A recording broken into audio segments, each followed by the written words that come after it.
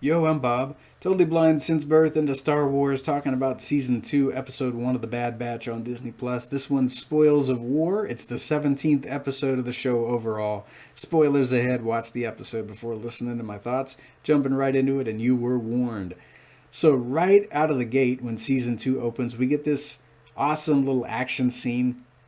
We're not told where the Bad Batch has gone to undertake this mission, but they're being chased by these crab creatures. And leave it to Wrecker to be the one to awaken the pod, as Tex says. So I like Omega not being too thrilled to be participating in a study session as this mission is going on. But she gets to participate in the mission whether she wants to or not because they got to fend off the crabs as they approach the Havoc Marauder. So we get to see her wielding that Zygerian energy bow. It's one of my favorite weapons in the Bad Batch. I think she got that back in, what was it, episode 5 of season 1. Really cool weapon. I would go into an I wish Hasbro would make that rant pertaining to Bad Batch action figures, but we'd be here all day if that happened, so I'll save that for another video. Um, so yeah, of course, the crew get the crate, they get off the planet, and they head back to Ord Mantell.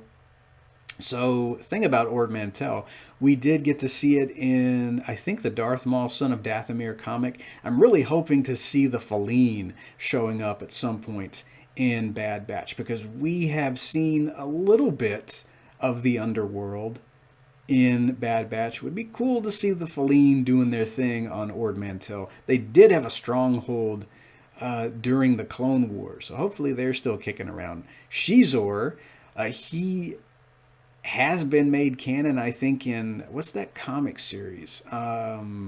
Crimson Reign, or I think it's called Crimson Reign. He was mentioned in there, so maybe he'll be showing up. So cool to see AZ when the crew get to Sid's bar. I'm glad he survived the Clone Wars. I mean, this little guy was around when Fives was discovering the inhibitor chips. And I remember seeing him for the first time when season 6 of the Clone Wars exclusively dropped over here in the States on Netflix back in 2014. So cool that he has survived the destruction of Camino. And he's safe and sound, for the moment anyway, on Ord Mantell. So I like that we get to meet a new character in the season 2 premiere, Fee Genoa, I think her name is. And I want to say that is Wanda Sykes voicing her. She sounds like Wanda Sykes. I haven't really done a lot of the research pertaining to the character. I don't even know what species she is. I think she might be Weequay. And speaking of Weekways, it would be cool to see Hondo Onaka showing up in Bad Batch at some point. I would think we're probably going to be seeing Hondo. He pops up everywhere in Star Wars animation, so I would imagine he'd be showing up at some point in Bad Batch. I think it would be hilarious if Fee was the one who swindled Hondo for all he was worth, and that's why he was down on his luck by the time we see him in Rebels. But yeah, we get to hear about a new mission. The Bad Batch is going to have to go to Sereno, and they're going to be pillaging Dooku's war chest. And when this was brought up, watching it for the first time, I got pretty excited because I really love bad guy locations in Star Wars. We got to see Sereno in the Dark Disciple novel. We saw it here and there in the Clone Wars. I think it was in the episode The Box. Dooku would be talking to Sidious there. He had a really horrible supernatural experience with Mother Talzin trying to come out of his stomach in the episode Massacre. So anyway, yeah, he's dead, and they're going to go pillage what's been left behind, but they have to deal with the Empire. Sereno's a really fun location. Well, not fun for whoever visits it, sadly, but I like it. It's a bad guy location, you know. You gotta love Death Stars and Star Destroyers and Sith strongholds and good old Sereno. Well, that's just right up my alley. So, on the way there, Omega, she kind of feels ashamed because she overhears that, well, she's responsible for the clones having been on the run. Of course, they're not blaming her, but when she does hear about that, she does feel like she's being blamed, and she really spends the majority of these 2 episodes trying to pillage what she can, trying to make it up to her brothers. I feel really bad for her. It's not like they're blaming her, but of course she thinks they are. It's a lot of sneaking around as they land on Sereno, and I like that the city by the castle has also been subjugated to Imperial bombardment the way we've seen it on Camino. Those turbo lasers, man, they do a lot of damage. Yeah, we get to have the team split up. We get to see a lot of stun blasts being fired. I guess the clones of the Bad Batch, they're not wanting to kill their own if they have to, so they're just basically stunning everybody. I kind of miss regular blaster bolts though.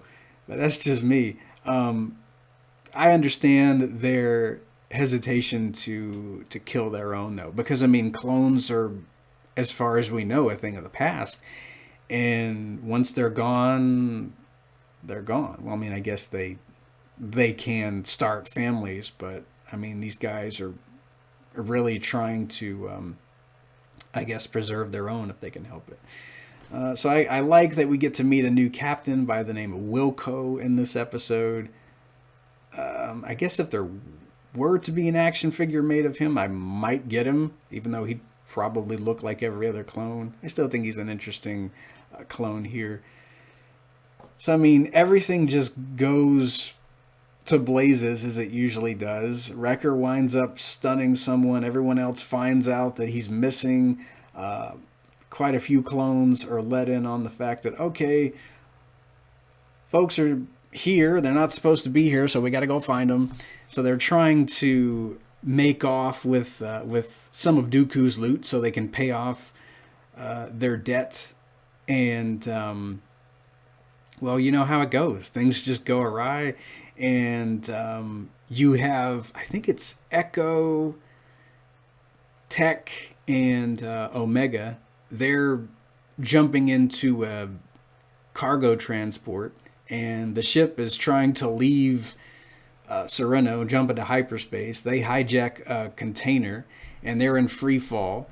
You've got Hunter and Wrecker, and they're trying to make it out of Dooku's abandoned castle. Yeah, we do get to see the interior of Castle Sereno, and they're trying to get back to their ship so they can pick up the other guys. So the episode ends with everybody falling. You've got Omega and everybody else in free fall, and then you've got Wrecker and Hunter. They're falling down a shaft, and I can't help it. Whenever the episode ends and Omega's eyes go really wide and she's in free fall, it sounds like she's saying, "Yay!" And I laugh every time I've watched that scene. I think I've seen the episode 4 or 5 times just to get a feel for what's going on throughout the episode. I give it a 10 out of 10, and it's mostly because of this prequel era location we get to visit again. I love seeing the Empire trying to make off with whatever they can from Dooku's war chest. And of course, Dooku would be a hoarder. I mean, he pillages other worlds to try and fund his separatist dealings, you know. So it's really interesting to see the castle again. Even though Dooku's dead, he will still live in infamy. So I guess next time we're going to be talking about episode 18, Ruins of War. So be here for that, and I will hear you guys next time. May the Force be with you.